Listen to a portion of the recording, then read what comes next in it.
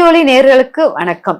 இப்ப நம்மளுடைய ராசியில தனுசு ராசிக்கு இப்ப உறவு நிலையும் உணர்வு பூர்வமும் அப்படிங்கிற மாதிரி எடுத்துக்கலாம்.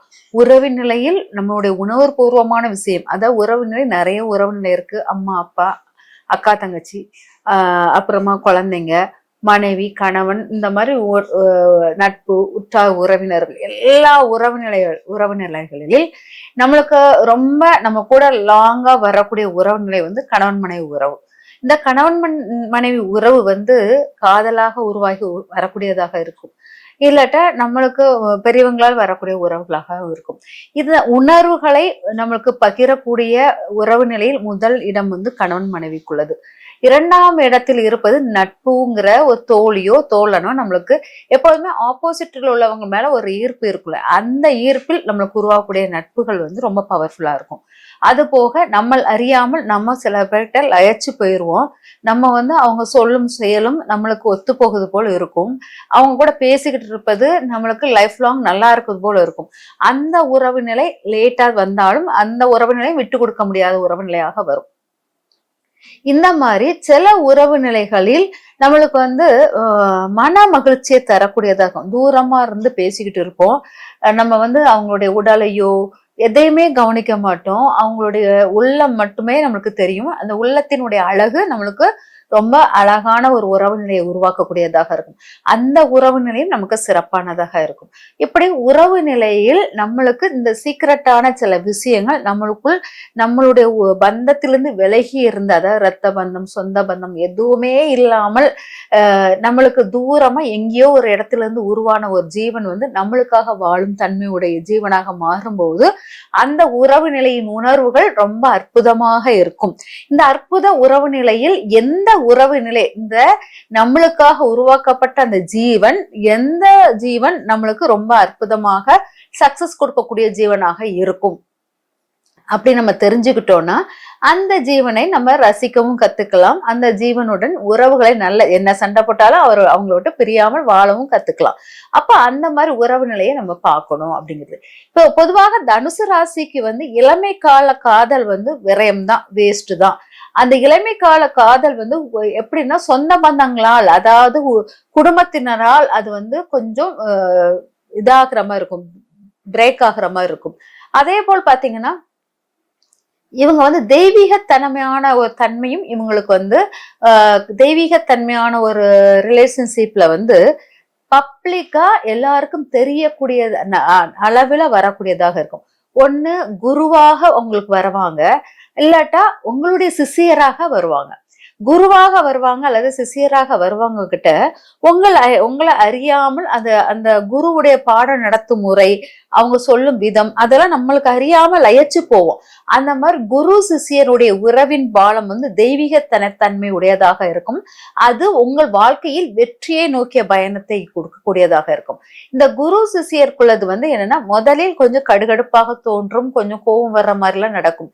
அதுக்கப்புறம் பாத்தீங்கன்னா உங்களுக்குள்ளேயே அந்த ஒரு ஈர்ப்பு உருவாகும். அந்த ஈர்ப்பின் தன்மை உங்களுக்கு ரொம்ப நெருங்கிய தொடர்பை ஏற்படுத்தக்கூடியதாக மாறும்.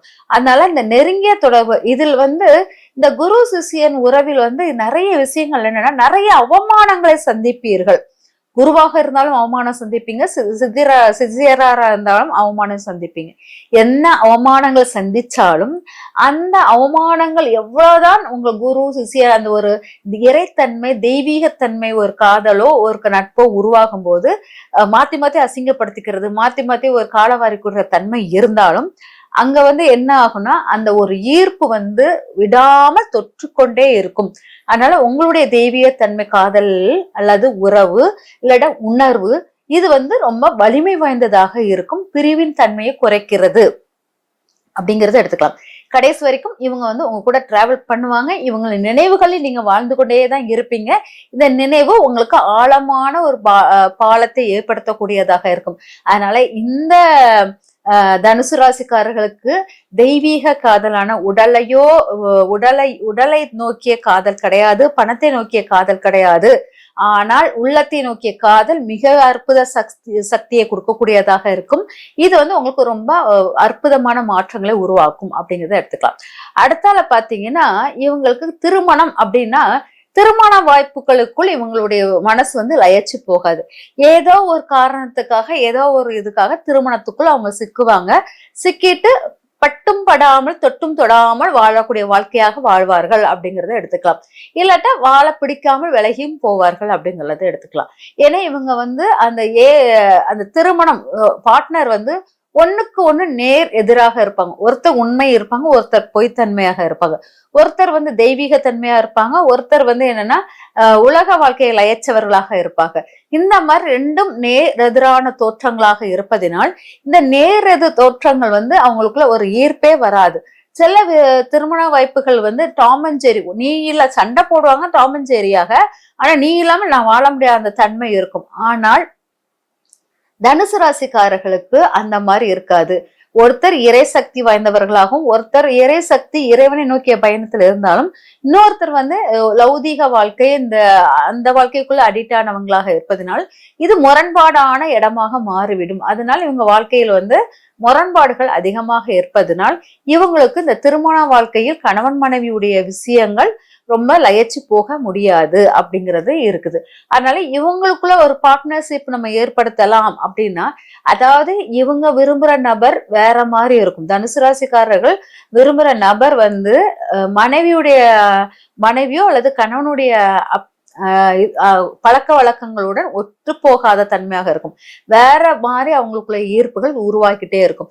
அதே போல் மனைவியோ அல்லது கணவனோ ஆப்போசிட் பார்ட்னர் வந்து இவரு மேல ஒரு ஈர்ப்பு வராமல், இவங்க மேல ஒரு ஈர்ப்பு வராமல், வேற ஒரு ரிலேஷன்ஷிப் மேல ஒரு ஈர்ப்பு, இப்படி இருந்திருக்கலாமே அப்படி இருந்திருக்கலாமே அந்த தொடு உணர்தல் அவங்களுக்கு அதிகமாக இருக்கிற மாதிரி இருக்கும்.